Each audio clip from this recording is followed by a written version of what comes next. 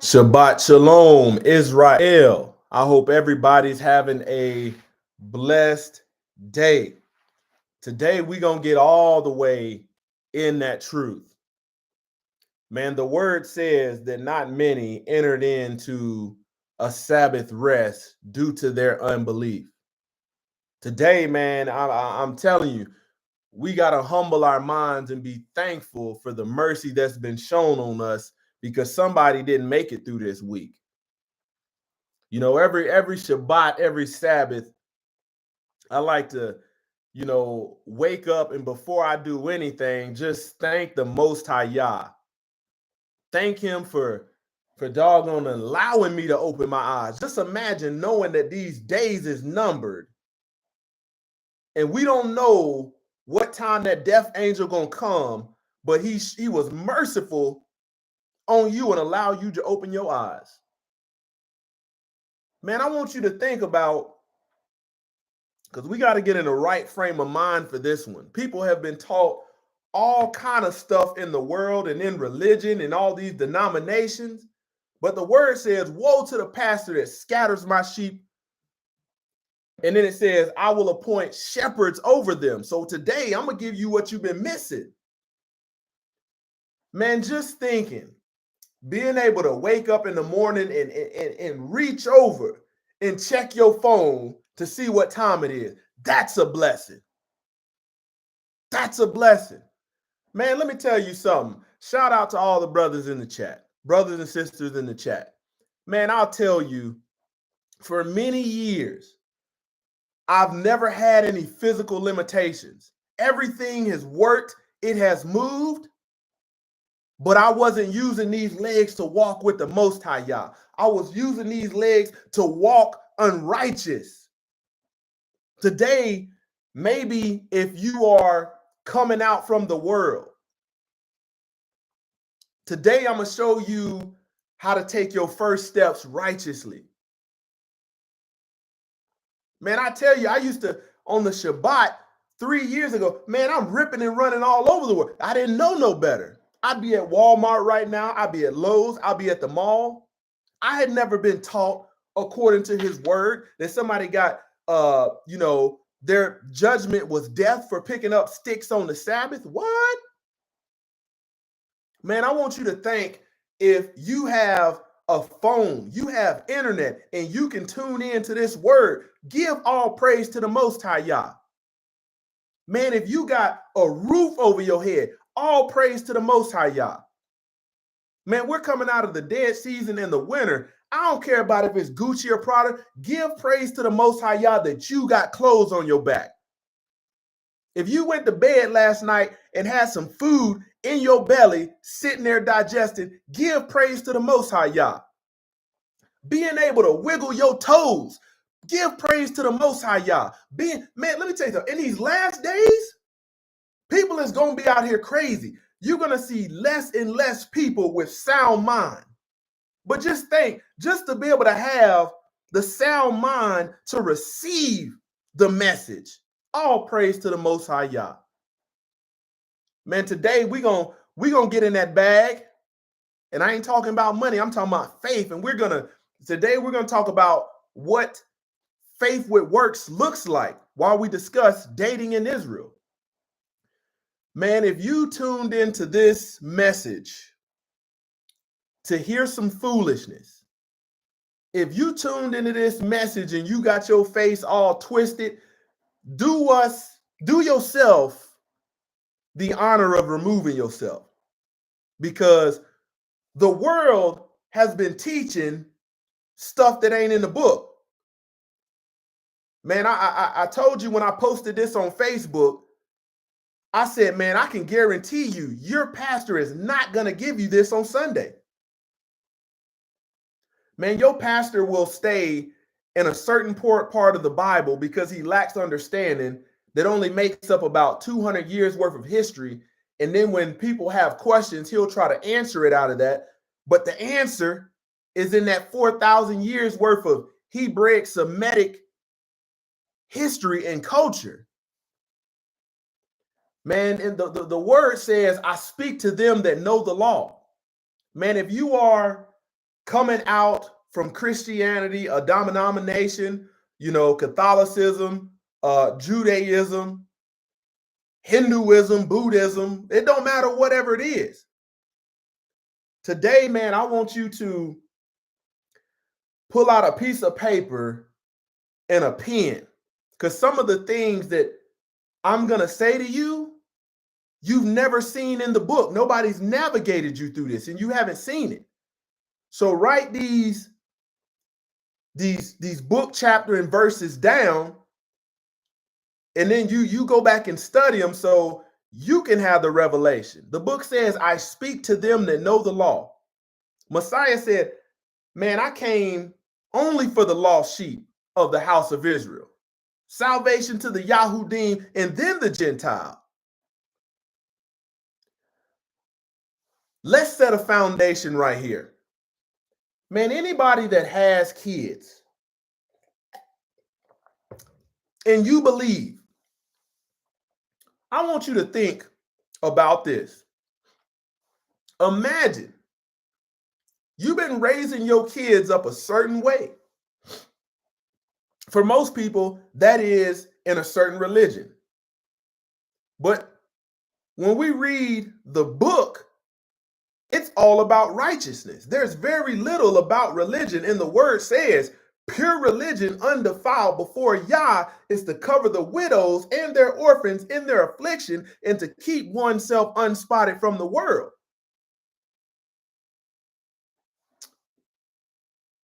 Raising my kids up in righteousness.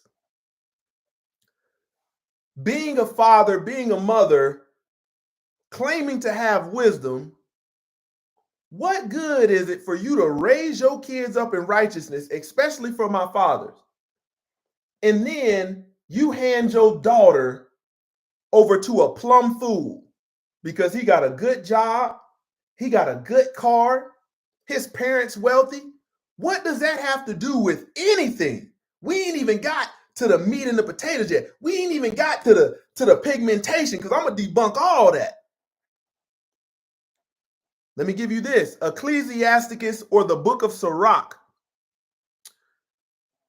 chapter 7, verse 25. Marry your daughter, and so you shall have performed a weightier matter, but give her to a man of understanding. I say this oftentimes. Man, people have been getting shortchanged. Women have been getting shortchanged. Women are the most divinely protected creatures on this earth, because you got a father who's your covering. And then it's his responsibility to make sure he gives you a way to a man of understanding. But you have to be prepared as a woman to deal with a man of understanding, to be cooperative, to be the things that the book calls you to be. Why are we here today? For those that don't understand why we're doing this teaching. And I'll remind you, man, it was who you know as Jesus. It was Yahushua HaMashiach's. It was Messiah's custom in the synagogue to go in their churches, to go in their temples, to go in their places of worship and tell them the things that was a matter of the kingdom. Repent, for the kingdom is at hand. What was he telling them that they needed to repent for? The repentance was for the sin. What is sin? Sin is the transgression of the law. That's what the book says. Go check your Bibles. Exodus chapter 20, verse 8. Verse 11, remember the Sabbath day to keep it holy. 6 days shalt thou labor and do all thy work. But the seventh day is the Sabbath of the Lord thy Yah. In it thou shalt not do any work, thou nor thy son, nor thy daughter, thy manservant, nor thy maidservant, nor thy cattle, nor thy stranger that is within thy gates. For in 6 days the Lord made the heaven and the earth, the sea, and all that is in them, and rested on the seventh day. Wherefore the Lord blessed the Sabbath day and hallowed it. So I tell you, when I say dating in Israel, because you have been taught replacement theology, in Christianity or supersessionism, they are teaching you along the construct that the church has replaced Israel. But when they say church, they're talking about a building, a structure. When you look at the etymology of the word church, it's ecclesia.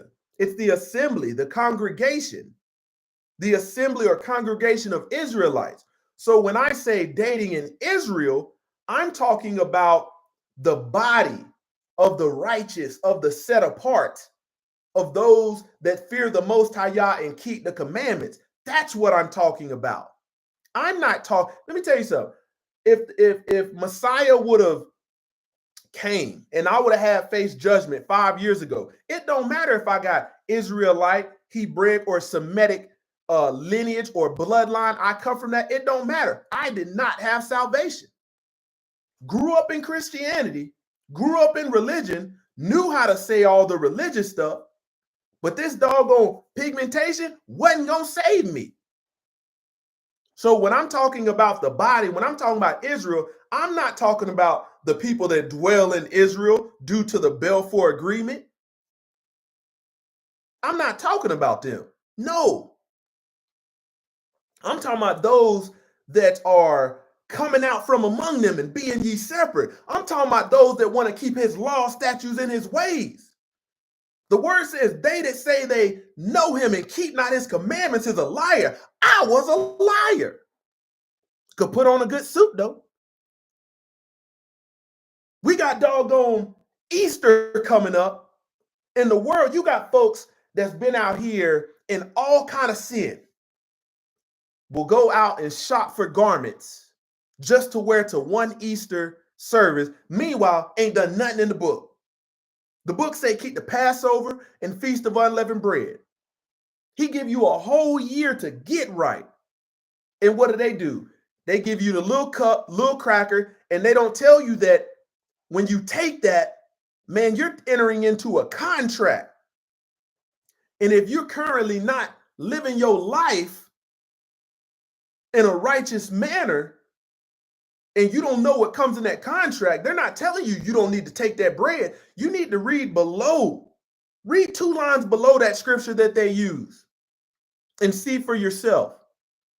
This is why people is out here toe up from the flow up. See, you've been conformed to a religious culture that's removed you away from keeping the commandments of the Most High Yah.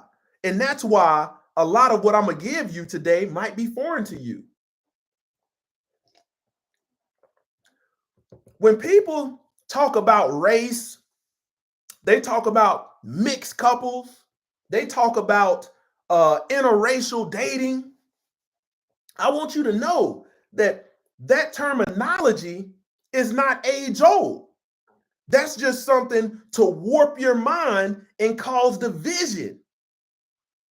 See, Hasatan is very crafty, and I'm going to talk about some of the men that he used to do this.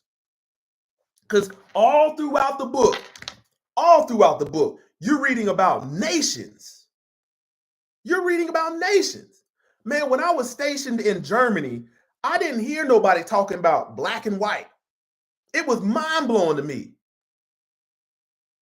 They wanted to know what nation you come from. Oh, that's the American. Oh, that's the African. Oh, that's the Italian. You know, that's the Spaniard. They doggone was talking about nations. It wasn't until I came back to the United States that I realized, oh, I couldn't see the foolishness because you've been brought up in it. It was a way of life. The word race, interpreted to mean an identifiable group of people who share a common descent, was introduced into English about 1580. It's less than 500 years old, that word race. And therefore, that leads into racism. This stuff is not that old. And it comes from the Old English race, 1512, from Italian rasa. Who invented the term race or human race? At the beginning, we have the invention of race by a European naturalist and anthropologist, marked by the publication of the book Systema Naturae in 1735, in which the Swedish naturalist Carl Linnaeus proposed a classification, bam, there it is, of humankind into 4 distinct races. So this is why people are often offended in their heart and claim a certain religion. I don't give a dang if you Christian, Baptist, Buddhist, Hindu, Southern Baptist, Apostolic, don't matter. This stuff is not that old. The book says return to the old paths. So today I'm getting you back there. We in that bag. Proposed a classification of humankind into 4 distinct races. Do you think this man was led of the Holy Spirit, the Ruach HaKodesh? Forget what the book say. I want you to propose something to society and see if they take the bait. Man, I did a video on interracial dating, and it was only about a 10-minute video. You can go back and you can check my channel. It was only about a 10-minute video. And I truly had to, realize that 10 minutes was not enough to give you what I'm giving today, because I tried to condense it and people jumped in and automatically were offended when I didn't say nothing offended. I just went straight with what's in the book. But today I'm going to give you the history so you can understand it. Okay? Race. Noun. Any one of the groups that humans are often divided into based on physical traits regarded as common among people of shared ancestry. That is, less than 500 years old worth of a way of thinking. But we got to return to the old paths. He's not the Most High Yah, Messiah. When he returns, he's not judging us based upon what our carnal mind has been led to believe by Carl Linnaeus, a European naturalist and anthropologist. No, Carl Linnaeus ain't nowhere in the book. But guess what? These are the people that have doggone warped your mind. Man, you have some people that get out and protest for all kind of foolish when they don't even realize what's in the book, but they call themselves believers. Okay? Another definition, the fact of dividing people. When you look at the definition of race, it says the fact of dividing people. With no righteousness in this, or of people being divided into such groups, categorization by race. How did the Most High Yah categorize it? In the beginning, he did all throughout the book, he categorized by nation. And in the end, you're going to realize you're going to get categorized by the righteous and the unrighteous. Don't fool yourself into thinking you have salvation and you can live unrighteous. No, you're going to find out the hard way. Okay? A group of people sharing a common cultural, geographic, linguistic, or religious origin or background. Okay? You got to think about the melting pot that we live in here is the West. A group of living things considered as a category. We're getting down to that, to that minuscule level, that minute level. Okay? Here's another one. Man, I want to tell you that these things that we know is marriage laws. You say, let the young generation says, oh, I want to go get married. First thing they're going to do is say, we got to go down to that courthouse. We got to go get some paperwork. But it's only one problem. That courthouse that says, in God we trust, ain't trusting in the Most High. Where does this stuff come from? Most people don't know about miscegenation laws. So we have in history, we have the anthropologists coming up with the term race, everybody walking and moving in that, causing a vision, and then here comes miscegenation laws. That's the reason why you got marriage licenses. You got to go pay your money to get a marriage license. But where is that in the book? The judge that says that they are a believer in Messiah.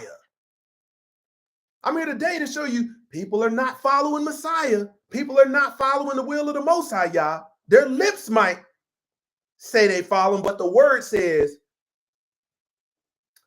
they honor me with their lips, but their heart is far from me. Okay? Miscegenation is a marriage or admixture between people who are considered to be members of different races. So we got to line this thing up. We got to line it up. So you see, there was race, and then once they got the division going, then they came out with miscegenation laws. Don't the book say that they would change laws, dates, and times? Here it is right here. When did miscegenation laws start? Laws prohibiting miscegenation in the United States. In the United States, I'm giving you the origin of all of this foolishness. Laws prohibiting miscegenation in the United States date back as early as 1661 and were common in many states until 1967. Think about that. Race, miscegenation, they didn't want the people that was divided by the concept of the Europeans, they didn't want them intermingling. I want you to realize a lot of what we know and have come to understand as a way of life is not rooted in truth. There's a lot more division than you realize, and today I'm going to show you. Okay?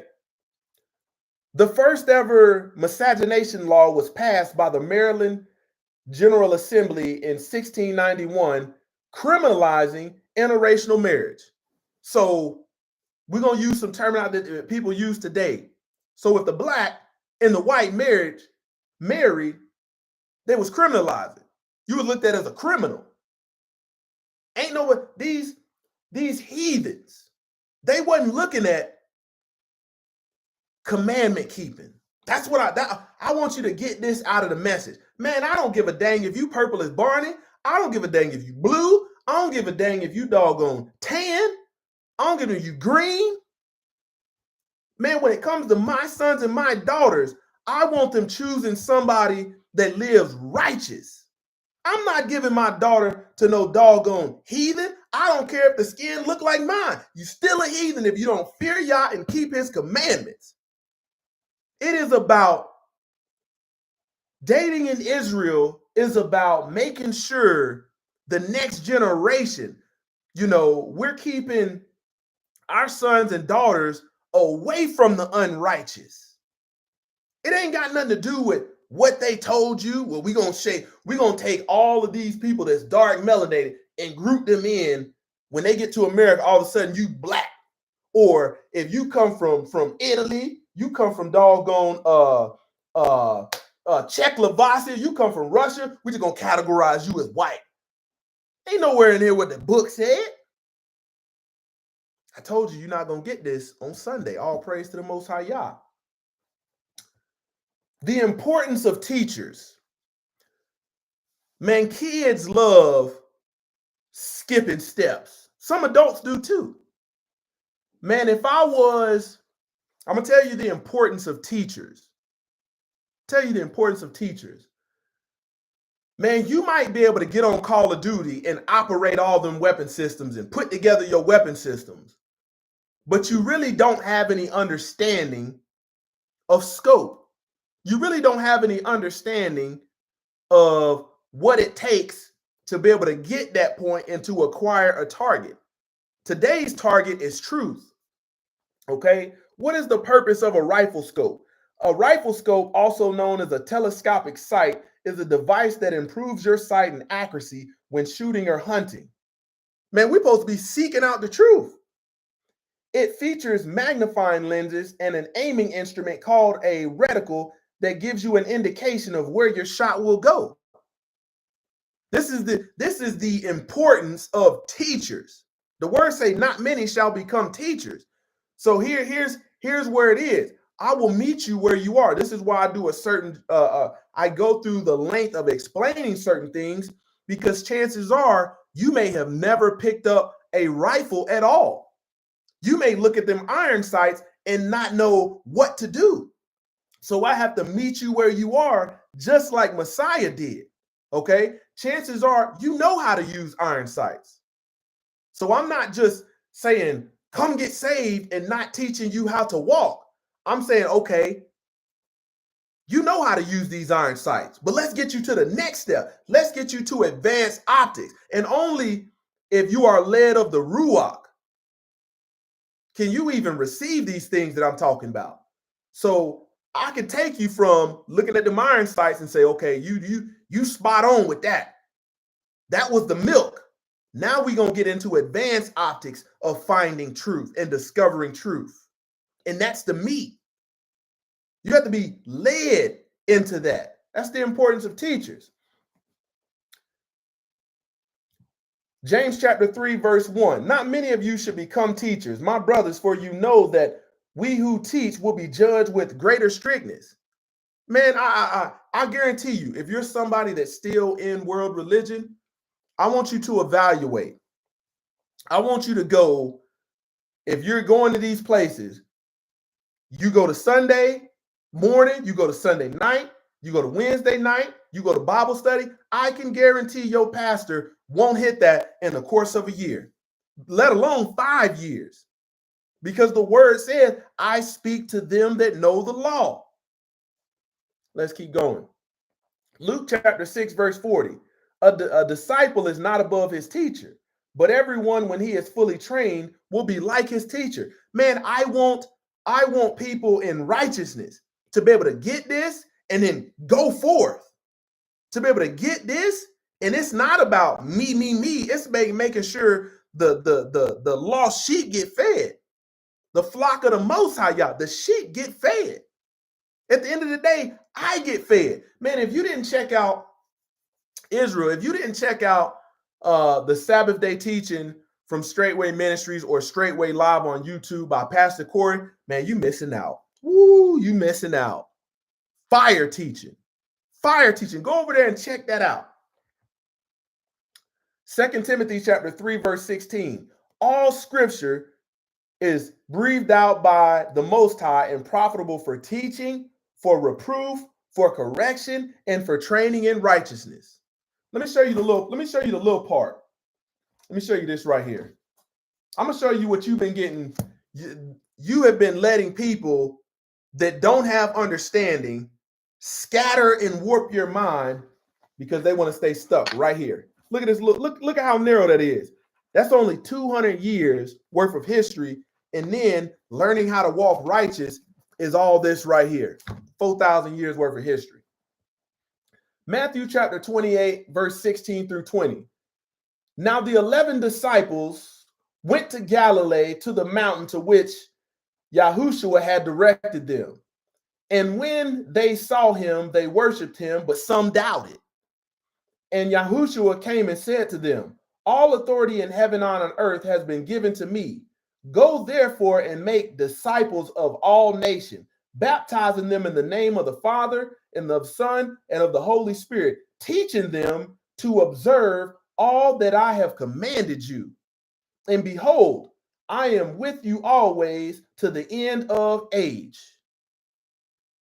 So you can, when you hear people that you know that the culture of world religion has warped their mind, man, boy, woo, throw that bait and woo, come in and talk to you. These one, when you look at the divorce rate in the West, in America, over 50% of marriages end in divorce. 70% of those divorces is filed by women. 90% of those women is educated. So here's what you have in world religion. You have a Catholic getting with a Catholic, 50% divorce. You got a Christian getting with a Christian, 50% divorce. You got a doggone Baptist getting with an apostolic, 50% divorce. You got a Catholic getting with a Christian, 50% divorce. We got to get to the bottom of this. And until we doggone get back to truth, it's going to continue to happen. It's going to get worse. Every year, these statistics is getting worse. But yet, what's in the book is being commercialized for doggone religious industry to make money, and ain't nobody really standing on this. Leviticus 19:19.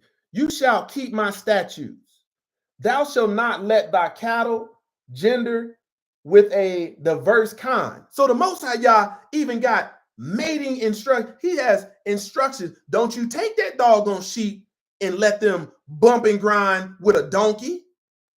You shall keep my statutes. Thou shalt not let thy cattle gender with a diverse kind.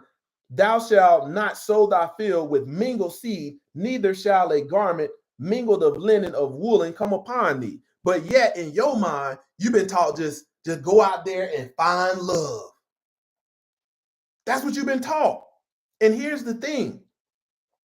The Ruach, if you got the Holy Spirit, it ain't going to lead you to somebody that worship idols. But here's the problem. You ain't been taught all of the facets and the ways of life that are really idolatrous. You haven't been taught that. Behind every one of these worldly holidays known as Christian observances, there's an idol behind it. There's a deity behind it, but you haven't been taught that. So how can you wholeheartedly, date with wisdom and understanding if you haven't been taught the basics? 2 Corinthians chapter 6, verse 14 through 18. Be ye not unequally yoked together with unbelievers. For what fellowship have righteousness with unrighteousness? And what communion have light with darkness? And what concord have Messiah with Belial? And what part hath he that believeth with an infidel? So here we go. I'm going to break this down. When people are at odds and about to get divorced, I don't give a dang if it's two Asians. Both of them will swear that the other party's the devil. I don't give a dang if it's two black people, if it's two white people. When things are at odds, because ain't nobody got truth, they will be swearing both parties are the devil. When all actuality, you both might be the adversary. You both might be working for the ops. Because if you ain't serving the Most High, y'all, hey, you the adversary. So it don't matter how you pair it up. It's about, your flesh will allow you to get unequally yoked. I want you to think about a yoke, rich, coming together, and you are trying to take your part and put it with somebody else's part, but their yoke has a collar on them coming from Hasatan. Your yoke got a collar on it pulling you towards Hasatan. And his mission is not unity. His mission is division. What if you are a believer as a man or a woman? You fear the Most High Yah and keep his commandments. Your relationship might not show that. You might, due to the lust of your flesh, say, man, boy, he's so fine. He's so tall. She's so fine, boy, she got it going on. That's your flesh talking. Man, boy, she got an education. Oh, man, he make all this money. That's your flesh talking. The Ruach will not lead you to an unbeliever. The Ruach will allow you to be able to discern. I don't give a dang what their skin color look like. You need to be able to discern an unbeliever. Let's keep going. And what agreement hath the temple of Yah with idols? For ye are temples of the living God, as God hath said, I will dwell in them and walk in them, and I will be their Yah, and they shall be my people. Wherefore come out from among them, and be ye separate, saith the Lord, and touch not the unclean thing, and I will receive you. The Most High Yah even gives you guidance in a relationship. So if you realize that you fleshly attached yourself and become equally yoked with an unbeliever, possibly you was an unbeliever until you came in the truth. And he tells you, if you a believer, if you sanctified and set apart, be that sanctification for your doggone husband, if he's still locked in them heathen ways. And then again, if you are the sanctified husband who once was an unbeliever, sanctify your wife and cover her righteously. But what does the world say? What do the people in your corner say? Yeah, come on back out here and be single with me so we can go to ladies' night. Come on back out here with me, man. We about to go bust it down. Ain't nobody giving no truth. And the Father and will be a father unto you, and ye shall be my sons and daughters, saith the Lord Almighty. 1 John chapter 2, verse 4 through 5. He that saith, I know him, and keep not his commandments is a liar, and the truth is not in him. See, I remember, dating. That was when I was heathen, dating. In high school, you bring somebody to meet your parents, ain't nobody discerning who they worship. They looking at the clothes. Why you looking for your daughter? Why you dating this joker got these raggedy clothes on? Ain't nobody worried about that. If you would have saw Messiah, he probably had some raggedy clothes on and looked dusty. But you know what? He was handling the Father's business. We look at everything. Why you get that girl got that hair standing up on her head? Ain't nobody talking about this girl ain't really focused on external adorning. Don't the word say beauty is vain? And you might be missing out on the gym because of this foolishness of European anthropologists and theologians. You might be missing out on a gym because your parents didn't have no truth. Here's another one. Let me let you in on something. Most of our parents, they won't show out and say what's really on their heart in the presence of somebody that you're courting. Whether you be a man or a woman, they gonna wait till you leave. Why you bring them up in here like that? We this kind of family. Why you bring them up in here? Now I'm gonna have to spray for roaches and all. This the foolishness that come out of our parents' heart. It don't matter how many times they done drug you to Sunday doggone sun worship in church. I know it. My mama sitting up at the kitchen table smoking a Newport. You couldn't find you nobody like this. You couldn't find you nobody like that. My mama ain't said nothing about finding somebody that fears y'all and keep the commandments. And it wasn't until I got this truth I learned, boy, I've been doing it wrong. Been doing it wrong. So today, man, possibly if you got somebody in your family that's got that deep down bitterness in their heart and they claim to serve the Most High Yah, I don't care what their position is. I don't give a dang if it's your pastor. I don't give a dang if it's the deacon. I don't give a dang if it's a prophet, prophetess, Jezebel. I don't give a dang. Share this with them. All praise to the Most High Yah. 1 John chapter 2, verse 4 through Numbers chapter 15, verse 29. So let's get into the law, Torah. Okay.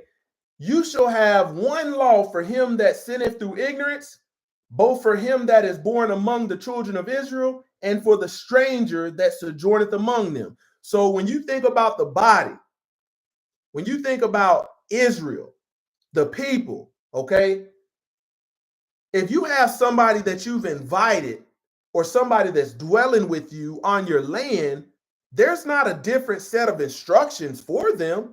They got to adhere to the same laws, the same precepts, the same statutes. All of them may not apply to them because you got laws for different nations, and then you got laws for men, and you got laws for women. Like me, I don't have to a menstrual cycle law don't apply to me.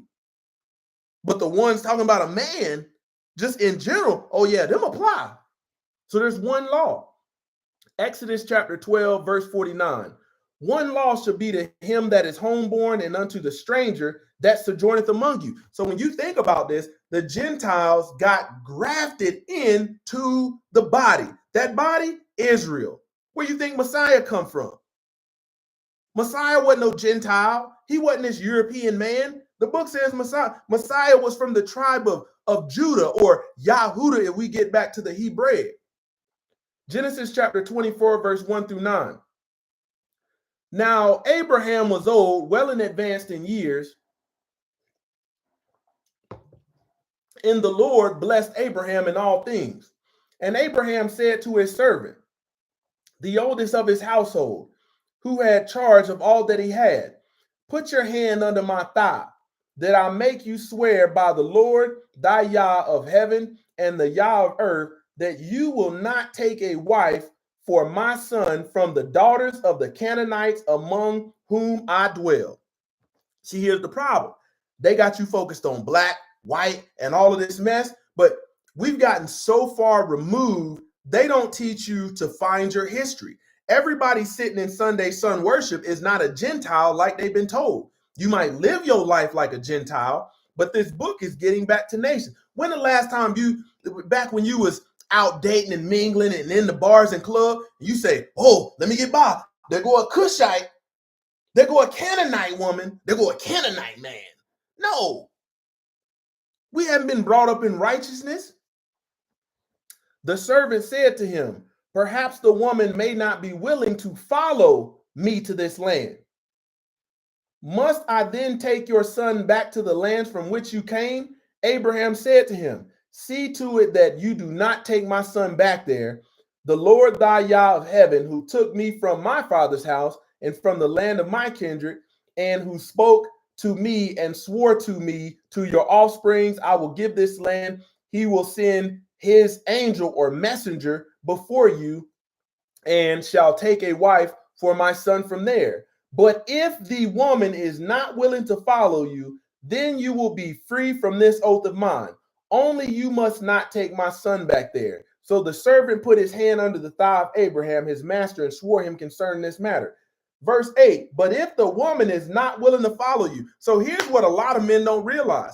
You might be dealing with a woman that grew up in Catholicism, whether it be Eastern, Orthodox, whatever it is, Christianity, non-denominational, denomination. But guess what? When it comes to the matters of her heart, she won't be willing to follow her husband. She will be rebellious. You have to be able to discern that. It says, but if the woman is not willing to follow you, then you will be free from this oath of mine. So that is the, he gave the instruction, the righteous instruction. And it wasn't because the Canaanites it was born bad people, but they have some doggone unrighteous, ungodly customs, practices. They worship idols. That's why. Okay. Numbers 12, starting at verse 1, because this is what a lot of women mess around and look at what they call interracial relationships, and they speak up and be like, I don't know why he had to do that. You mean to tell me we ain't good enough? Y'all know what I'm talking about. Let me know in the chat. And this happened on all sides. You have some doggone Asian men. Let somebody Asian marry somebody out the culture. Everybody neck get tight. You know, let a doggone a black woman marry with somebody else. Let a doggone black man marry somebody else. Why they had to do that? What you? And all of a sudden you getting an all-out attack, and you ain't said nothing about no righteousness. Man, I see these people out here. I be praying that they fear the Most High and keep the commandments. That's the choice they made. If they're up in there fighting like cats and dogs, I hope somebody get delivered up out of there. It's the last thing I'm looking at is some freaking skin color. Not when we talking about matters of the kingdom and being in these last days. Miriam and Aaron spoke against Moses. Miriam came to Aaron. Look what Moses over there doing. He didn't got him one of them. Moses think he's special. Miriam and Aaron spoke against Moses because of the Cushite woman whom he had married, for he had married a Cushite woman. Why Moses had to go over there and get that old Cushite, old dirty behind the neck Cushite. And they said, has the Lord indeed only spoken through Moses? Moses was the one that the Most High Yah used as a custodian to the law. And yet you want to check Moses? Now the man Moses was very meek, more than all the people who were on the face of the earth. And suddenly the Lord said to Moses and Aaron and Miriam, come out, you three, to the tent of the meeting. And the three of them came out. And the Lord came down in a pillar of a cloud and stood at the entrance of the tent and called Aaron and Miriam, and they both came forward. And he said, hear my words. If there is a prophet among you, I, the Lord, make myself known to him in a vision. I speak with him in a dream. Not so with my servant Moses. He is faithful in all my house. So you sitting up trying to questioning Moses, and he's righteous. With him I speak mouth to mouth. So when you see Moses' lips speaking the law, the Most High Yah is moving them lips like a puppet for Moses, clearly and not in riddles. And he beholds the form of the Lord. Why then were you not afraid to speak against my servant Moses? Why then were you not afraid to speak against my servant Moses? So you should have been fearful. You should have put the shut to the up. If you feared the Most High Yah, you shouldn't have been questioning what the righteous was doing. See, most people will try to jump in and having no understanding will be questioning things that's righteous, and you'll find out you'll get rebuked. And the anger of the Lord was kindled against them, and he departed. When the cloud removed from over the tent, behold, Miriam was leprous. You opened your mouth, bringing it to Aaron. Aaron, I need to talk to you. Man, you see what Moses did? Oh, no. All these fine women in here, he want to go get him a Cushite woman? And when the cloud was removed from over the tent, behold, Miriam was leprous like snow. And Aaron turned towards Miriam, and behold, she was leprous. Aaron turned around, whoo, leprous. And Aaron said to Moses, oh, my Lord, do not punish. So Aaron knew that the Most High Yah was speaking through Moses. It had already been declared. He said, oh, my Lord. He's saying this to Moses. Do not punish us because we have done foolishly and have sinned. So the fact that she even spoke about the marriage that Moses entered into was sin. It didn't matter how many wives Moses had. That's not why she got leprous. Let her not be as one dead whose flesh is half eaten away with when he comes out of his mother's womb. And Moses cried to the Lord, oh Yah, please heal her, please. But the Lord said to Moses, if her father had but spit in her face, should she not be shamed 7 days? Let her be shut outside the camp 7 days, and after that she may be brought in again. So Miriam was shut outside the camp 7 days, and the people did not set out on the march till Miriam was brought in again. After that, the people set out from Hazareth and camped in the wilderness of Paran. So you think about this right here. You opened up your mouth trying to cause foolishness, opened up your wicked mouth, and then you got struck with leprous.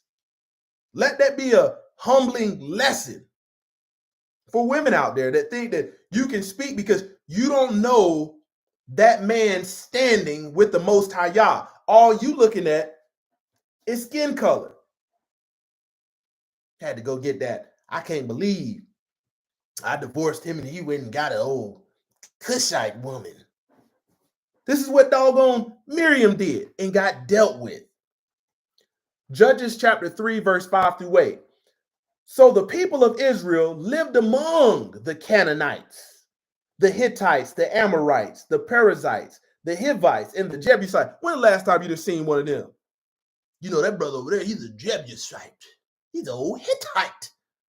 So I want you to think when the word says, be in the world, but not of the world. You got to think. Israel lived among the Canaanites, so they dwelled amongst them. And their daughters, they took themselves for wives, and their own daughters they gave to their sons, and they served their gods. So you have to think, here's that idolatry right here. Most times your parents, when you get married as a woman, if your father didn't give you away, you didn't fail for this. As a man, same thing. If you didn't grow up in righteousness, chances are you've been worshiping idols and other deities and other gods, and your partner has also. And that's why there's so much conflict. Because in the body in Israel, we are the same mind, same spirit. We're not falling for the flim flam of these Baskin Robbins 31 flavors of religion and doggone denominations.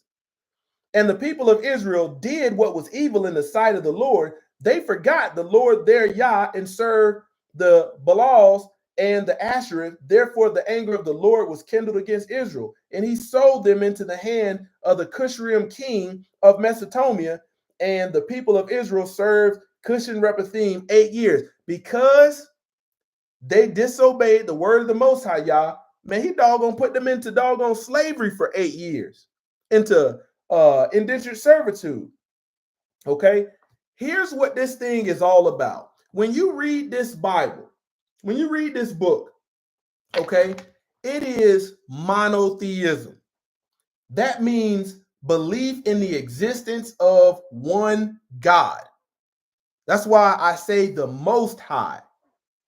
Here's the problem. You have so many people that are in world religion, all of these denominations, that they use this book, but guess what? They live a polytheistic lifestyle.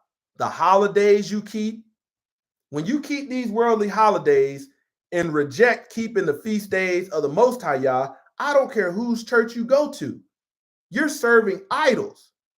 It don't matter what color your doggone skin is, how much melatonin you got in there. It don't matter, or how little.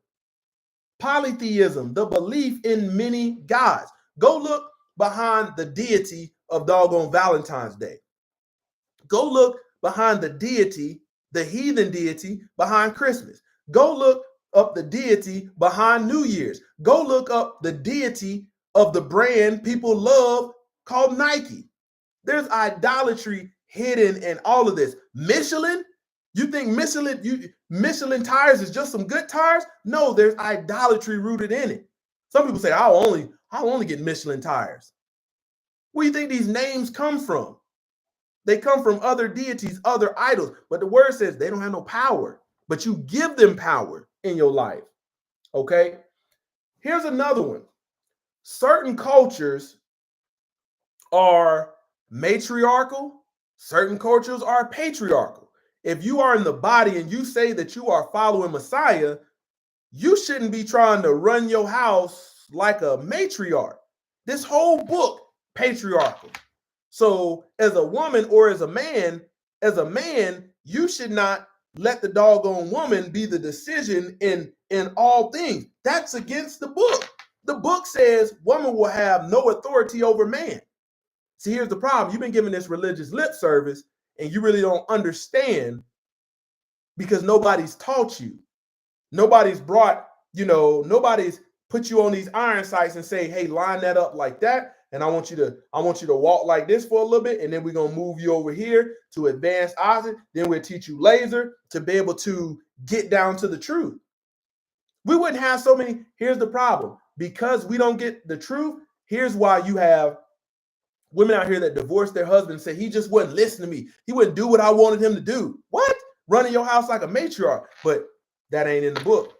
No matter how much you tell yourself you're a Christian, you're a follower, you're a cat, nowhere in the book. Okay? Patriarch, the male head of a family or a tribal line. So let's look at this. The word says man is the head of woman. It says Hamashiach, or Jesus Christ, is the head of man. And the head of Yahushua HaMashiach, Jesus the Christ, is the Most High Yah.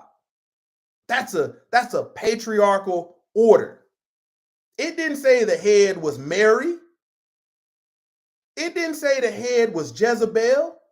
It didn't say the head was doggone a prophetess. But look at how you live your life, so contrary from what's in the book, and you wonder why you have relationship issues. Matriarch, a woman that is head of the family or tribe. This is why the Most High Yah was telling you to stay away from these other nations. It ain't had nothing to do with they doggone the color of their skin, the hue of their skin.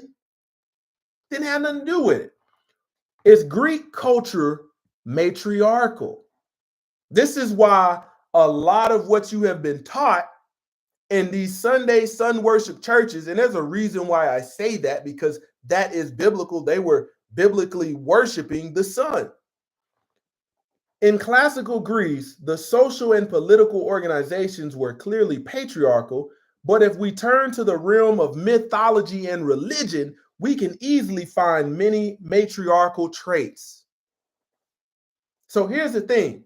You cannot sit up and say that you are a follower of Messiah, you're a believer in the Most High Yah, whatever you want to call it. You can't say you're a Christian and then be a feminist as a woman. You can't say you want equality because that's not of the book. That's not of the book. The Most High Yah said the man is not independent from the woman is not independent from the man. But in order to have that level of righteous cohesion in your relationship, you got to be equally yoked. Let's keep going.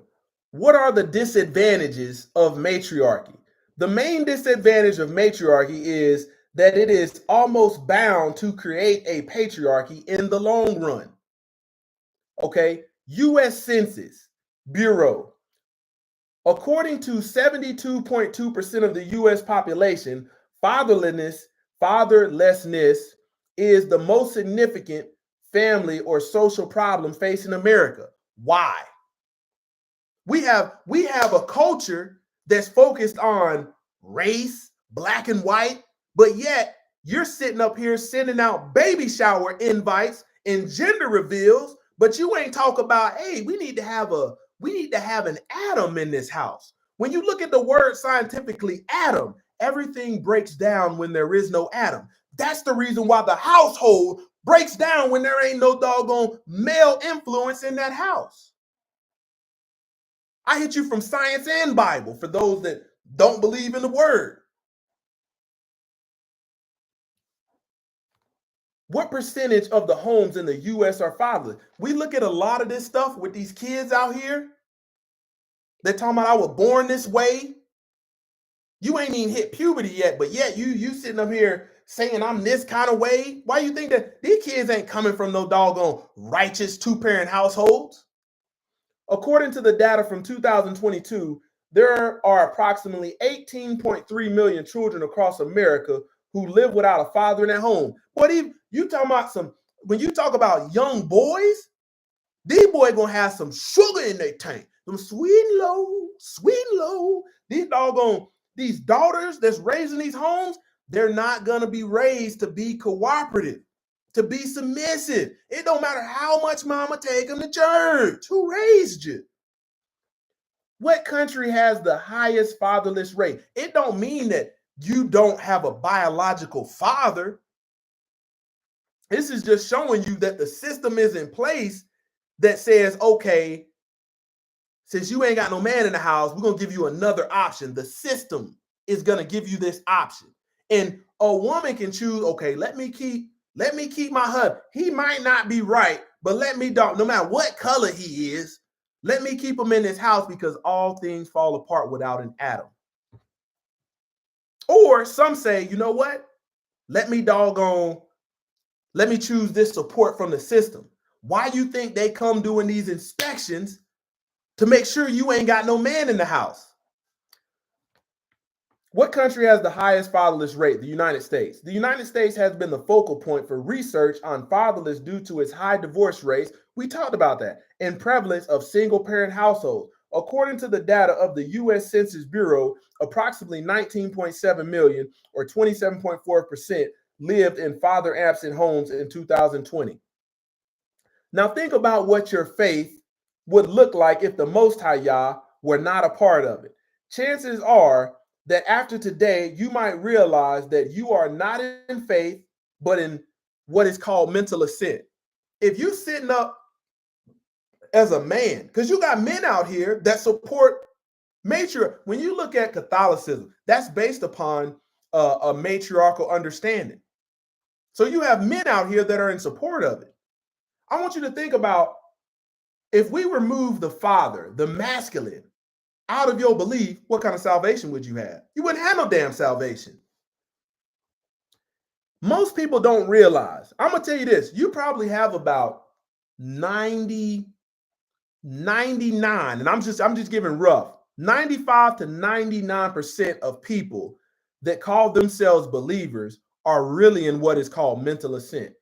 It means you agree with the Bible, You agree with the Most High, but does not believe or have faith in the word of the Most High for them personally. So this word that I'm giving you today, you like, that don't apply to me.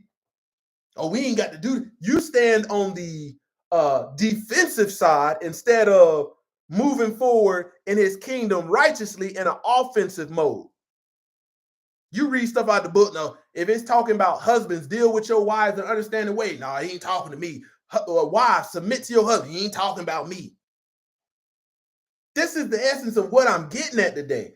You think you got faith, but you got what's called lip service. Deuteronomy chapter 7, verse 1 through 4.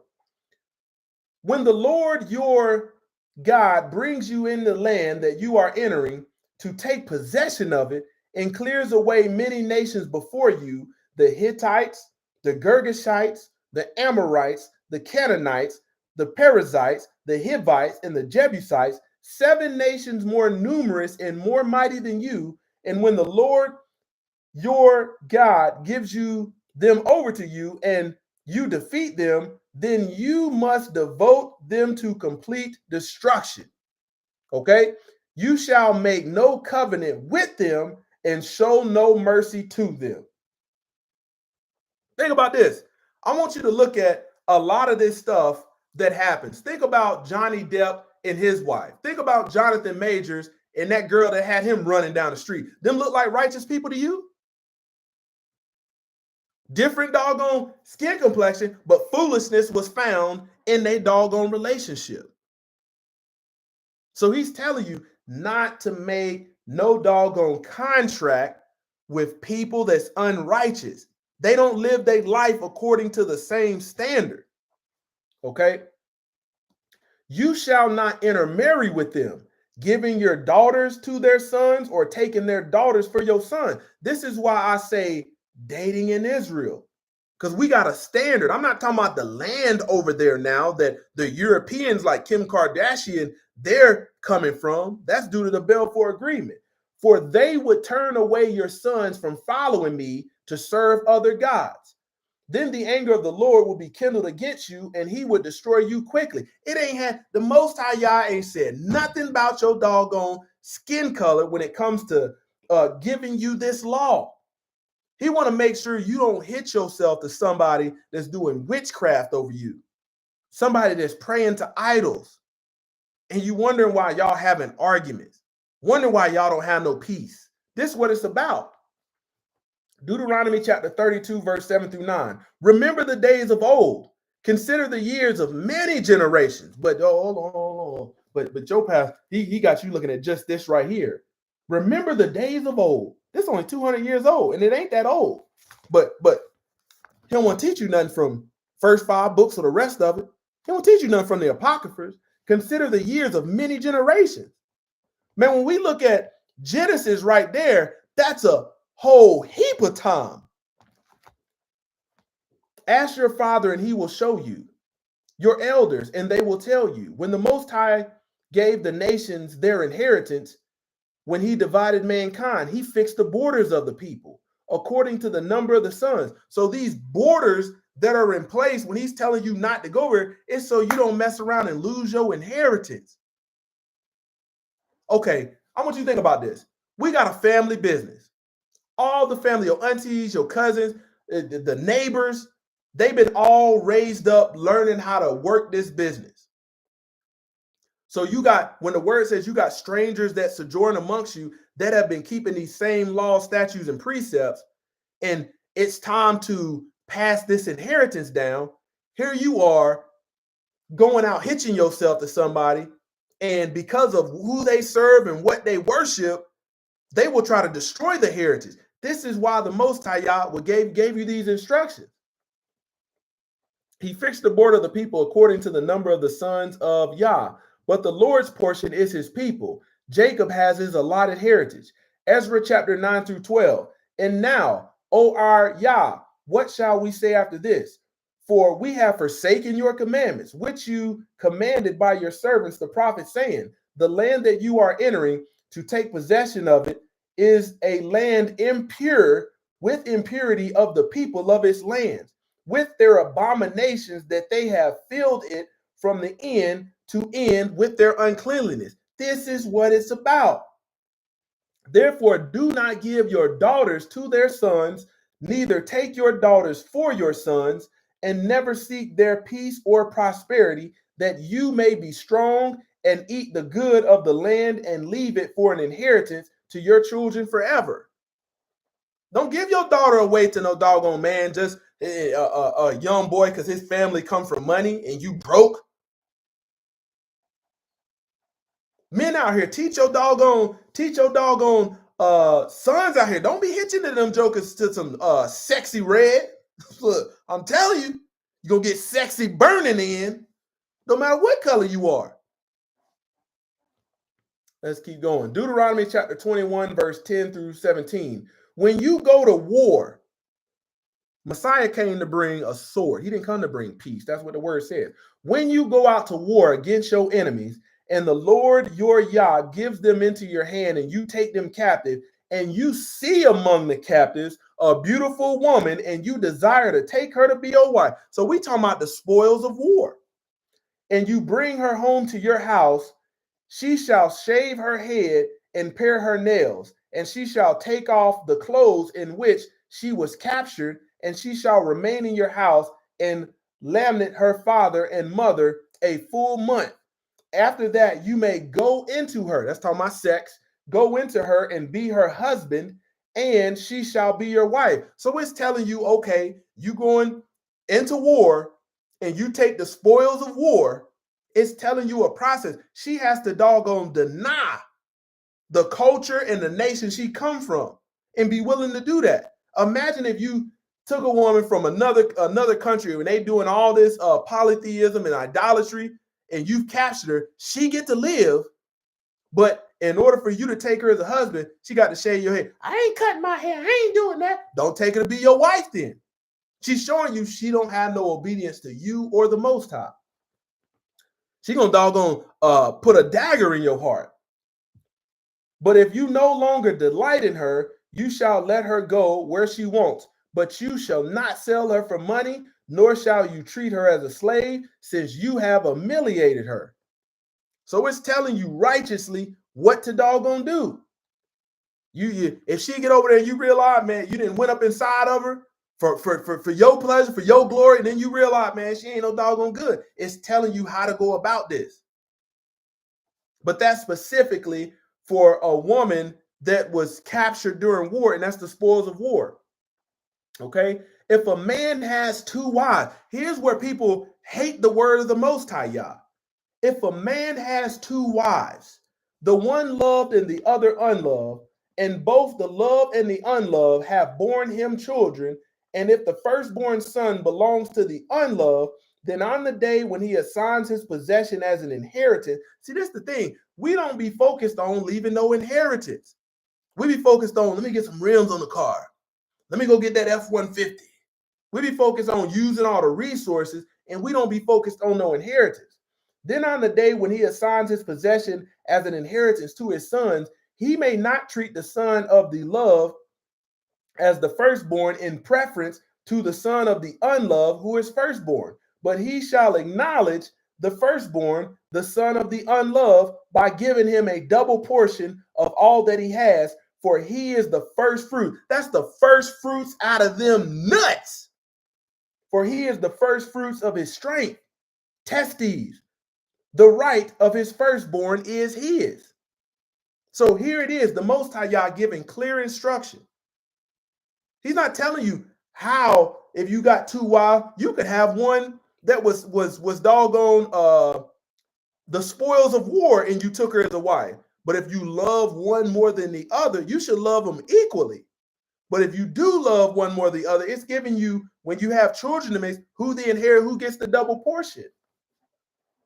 1 Kings 11, chapter 1 through 14. Here we go. Because a lot of the men, are going to find out that they fall in line with King Solomon. King Solomon had a lot of wisdom, but this is where he fell short.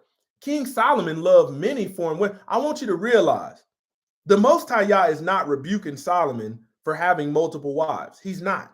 But listen to what he is rebuking him for. King Solomon loved many foreign women. King Solomon was a passport bro. The daughters of Pharaoh, Moabite, Ammonite, Edomite, Sidonian, Hittite, from the nations which Yahweh had said to the Israelites, you shall not marry them, and they shall not marry you. Solomon ain't care. I got all this wisdom. I know a good woman when I see her. Let's keep going. They will certainly turn your hearts after other gods. So they're going to lead you into idolatry. But Solomon clung to them in love. Was that when people use the word love, we got to talk about, are we talking about fleshly love? Or are we talking about a righteous love? A righteous love is not without obedience and submission. But Solomon, he's talking about love of that flesh. He had 700 princesses and 300 concubines, and his wives turned his heart. So it was the women that he chose that turned his heart. Moses didn't turn their heart away, and they had multiple, but Solomon went against the word of the Most High, Yah. You know, I want you to think about this as a man. Here you are, you grew up in a monotheistic faith, okay? Or monotheistic faith. You go travel around the world and you hit yourself to a woman that comes from a polytheistic. It don't matter where you find her. There's a lot of different polytheistic cultures out there. And you hit yourself to her, and what happens? Y'all start having disputes. Well, I don't think this right. I think we need to do it this way. And what happens as a man? You acquiesce and capitulate, and you start going to worship. You go to her temple and worship the idols and the deities that she served. All of her idolatrous holidays and traditions and customs, you acquiesce and capitulate and say, you know what, I'm just going to keep them. Happy wife, happy life. That's what it's talking about. Okay? Verse 4, it happened at the time of Solomon's old age that his wives guided his heart after other gods, and his heart was not fully with Yahweh, his God, as the heart of David, his father, had been. Solomon went after Asherah, the god of the Sidonians, and after Molech and Aberrants and the Amorites. So Solomon did evil in the eyes of Yahweh and did not fully follow after Yahweh as David, his father.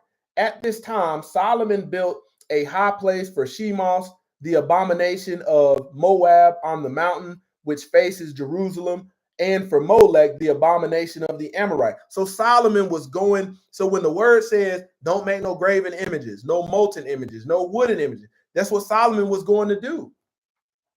Thus he did for all his foreign wives, offering incense and sacrificing to their gods. So that gives you a clear example.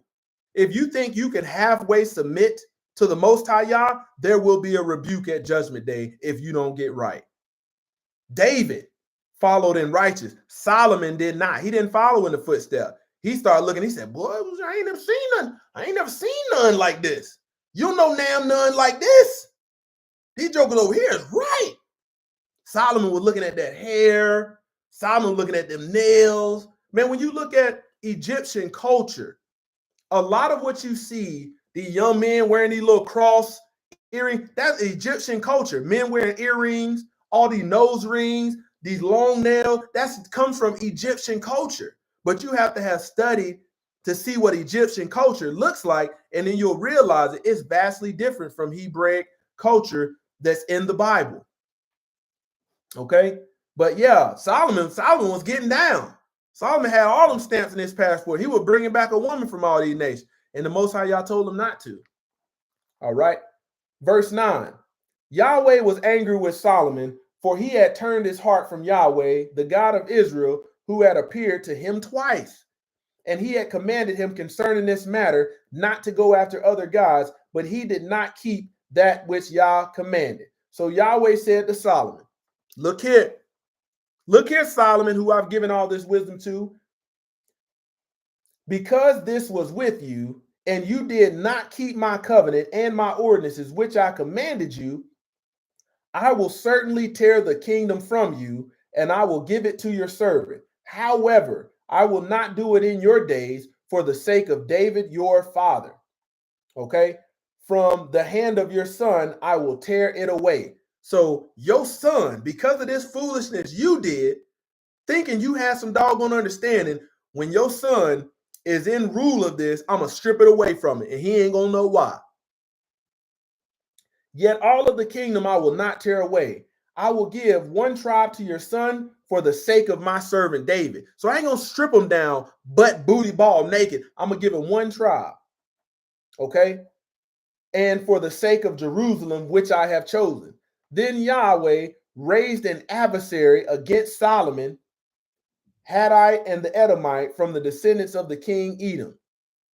It's not about you thinking your son or daughter's boyfriend or girlfriend is nice, handsome, cute, smart, but about who they serve that originates ultimately from their nation's culture, customs, and traditions. That girlfriend, boyfriend stuff, and you going through puberty, laying down, ain't none of that biblical, ain't none of it righteous. It don't matter. See, what most people do is they make the excuse, the distorted truth of saying, well, I did it and got away. There ain't nothing wrong with you. Know they just young. No. Fathers, you need to be out here protecting your daughter. Don't let these heathens run up in them, shoot up the block, shoot it up. And then you wondering why a man don't want her when she got a high body count. In her mind, she want somebody to pay a virgin's price, but ain't nobody paying it. And you talk about, bam, hit the wall. 40 years old, unmarried, got everything, got success, got job. Fathers, that's your job. I told you in the beginning, you would have performed a weightier matter if you give her away to a man of understanding. It don't say a plum fool, but man, her boyfriend drove a Hellcat. Her boyfriend, boy, I wanted to drive that Hellcat because I got the 392. I got the Scat Pack. I got the RT. And I said, man, let me tell you, come here. Between me and you, hope my wife don't find. Man, I'll let you take my daughter out. And you can bring her back at 2 a.m. But you just got to leave that Hellcat here. I'm going to give you the RT. That's the kind of deals heathens be cutting. What you think happening? You let your daughter out with a heathen. You think he ain't going up in there shooting up the block? You got to raise your daughters up in truth. Hey. I see what your eyes in your flesh is looking at. Oh, yeah, he's so popular. He's so fine. You know, he's the captain of the football team. You have to raise them up in truth. Whoa. All of what you're saying ain't got nothing to do with nothing. What if you allow that man and you date him and he plant a seed up in you and he don't want to take care of it? What if, man, he gets you hooked on drugs? This is stuff we got to raise our seeds up in truth. We got to raise our sons and daughters up in truth. Because it's these other nations, cultures, customs, and traditions that get us in trouble. But you got to think about, that's why I'm always talking about his kingdom. It's the righteousness. Thy righteousness is an everlasting righteousness, and thy law is the truth. This generation is focused on everything that has no importance to the Most High Yah when it comes to dating in Israel. There could be a woman out there who fears Yah, keep the commandments on the other side of the world, but just because your doggone family has been raised up Southern, they be like, you bring this joke over here like that, bring it over there like that. Boy, this culture is focused on, she got a big old booty. Girl, he wealthy and fine. Girl, he make 100,000, he make 200,000. You see that car, girl? Man, my girl is a freak. That was Solomon, boy. He's good. He foreign women freaky. Girl, you see what car he drive? That's the kind of foolishness folk be stuck on. Who are they leading you to serve? Men and women. Women, you get with a man, you don't need to be looking at all that aesthetic stuff. It's vain anyway. You need to look at, okay, who does he serve? Who is he submitted to? Who can humble him? The Most High giving instructions for whom to marry and not marrying was not about the color of skin, but maintaining righteousness throughout our generations, maintaining the lineage so the heritage can be passed down righteously. Today we have departed from righteousness for the sake of taking hold of religion to fulfill the desires of our flesh. See, folk will go to a church or a denomination or a religion that fits their, carnal belief system. That's really mental assent and not faith. You got to look at the community out there that goes by the alphabets. They go where they're going to flock to where somebody's not going to say what's in the book, but they will be in a building. They'll wear clothes and look religious, but they're not getting truth. So people will flock there. You got to think, if all these pastors out here, the word says, woe to the pastors that scatters the sheep of my flock. And then it says, I will appoint shepherds over them that will feed them and bring them again into their folds. That's restoring them from the work that these wicked pastors have done. Let me tell you something. You got single pastors out here that don't follow what's in the book, sleeping with half the congregation. You sitting up and trusting somebody that does not have a house to govern, but yet they're your doggone spiritual advisor when they rebellious. Come on now. The Most High gives us guidance so we can keep our souls from affliction if we obey. You're not going to keep your soul from affliction by disobeying the God, disobeying the Most High Yah. Man, when I be seeing these videos of relationship problems and you see these shows, 90 Day Fiance, Married at First Sight, boy, it be some heathen foolishness. It be foolish. These folks be sitting up worried, okay, I'm Christian, raised Southern Baptist. I hope they don't put me with nobody Pentecostal. Ain't neither one of y'all got no truth. Two Catholics. Man, I hope they don't put me with somebody Ethan Orthodox. Ain't nobody got no truth in this following the Most High Yah. You see these jokers, you see these lustful men that don't want to follow the word to seek out a wife, to find a woman with wifely traits. They let these heathens doggone, and they got a pastor on there. He don't be giving them no truth, lukewarm. Then these jokers go away. They get married, and all of a sudden, get in the comments, let me know if I'm lying.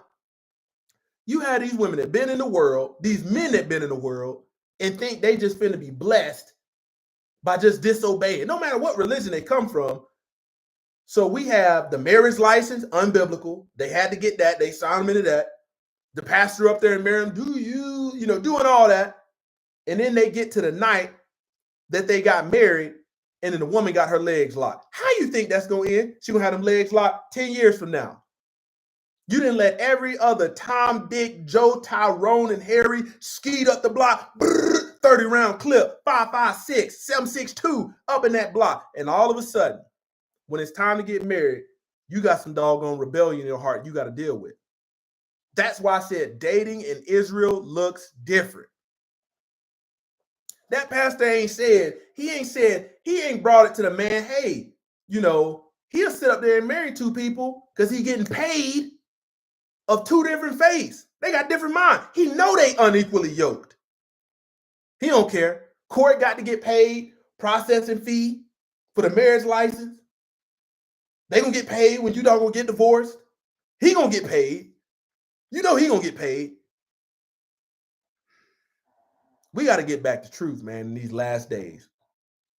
I don't want my sons and daughters out here doggone being taken advantage due to ignorance and not having the truth. Man, you can't expect your sons and daughters to move righteously if you still moving wickedly. You can't expect your sons and daughters to understand this if you got hatred and bitterness in your heart due to the terminology of human racism that's less than 500 years old. Man, we're less than 30 days out from the Feast of Unleavened Bread and the Passover. Today, I showed you potentially where you could have some leaven in your life. They said a little bit of leaven spoils the whole lump. We got to remove that leaven out for the sake of righteousness.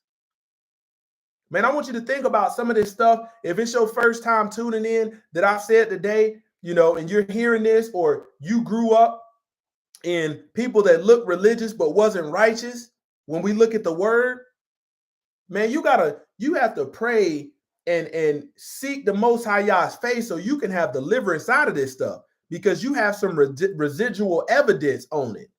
Man, when I see a man and a woman together, man, I'm hoping they got a righteous union for their family's sake. There ain't nothing in my heart that's thinking, okay, man, that's a this kind of man with this kind of woman. I ain't thinking like that. Man, I'm hoping for their sake they got some righteousness up in that house so they can have peace.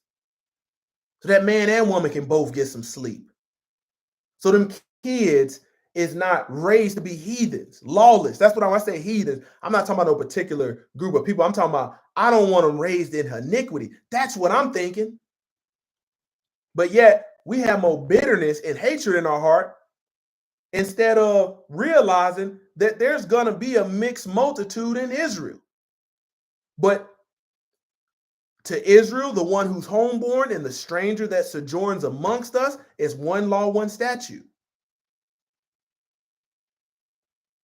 These people out here with some of this, you got men out here that hate women. You got women out here that hate black men. You got Caucasian women that don't want to be with, and you see these stuff when they going over there. Stella got her groove back. You see some women that are not too far away from being on an episode of My 500-Pound Life. They go over to Jamaica, and these men looking for a passport, dick them down, and then run off on them. This all the foolishness. When will we get back to truth? This is why the Most High Yah told us to come out from among them. Be ye separate. Come out from among her, lest you take part in her plagues. Man, you can get married without having a marriage license. I didn't know that. I am a doggone product of the system and then coming into truth. I didn't know that. Did not know it. But let me tell you something. Man, you find you a woman, a man find you, and that man want to marry you.